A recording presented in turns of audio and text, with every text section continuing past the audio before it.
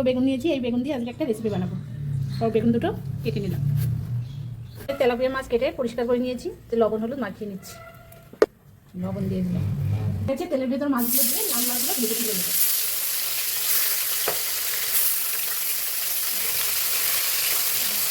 মাছ ভাজা হচ্ছে, মাছ ভাজতে ভাজতে একটা মশলা করে নিয়েছি, জিরে, কাঁচা লঙ্কা আর শুকনো লঙ্কা একসঙ্গে বেটে নেবো। ওগুলো ভেজে নেবো। এখানে কালো জিরে ফোড়ন দিয়ে দিচ্ছি, আর কটা কাঁচা লঙ্কা।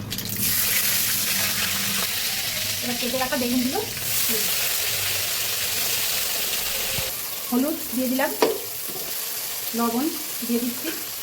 এগুলো ভালো করে নাড়িয়ে নেবো, নাড়িয়ে মিশিয়ে নেবো। বেটে রাখা যে মশলা ছিল সেটা আমি দিয়ে দিচ্ছি।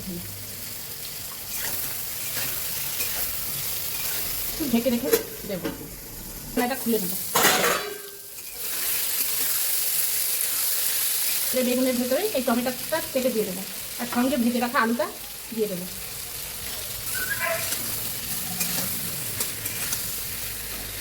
পরিমাণ মতন জল দিয়ে দেবো।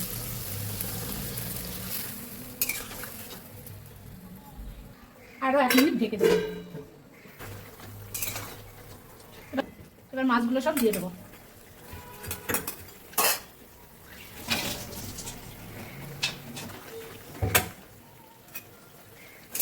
আজকের বেগুনটা এইভাবে আমি রান্না করে দেখলাম। আপনাদের ভালো লাগলে আপনারা এইভাবে একবার রান্না করে দেখতে পারেন।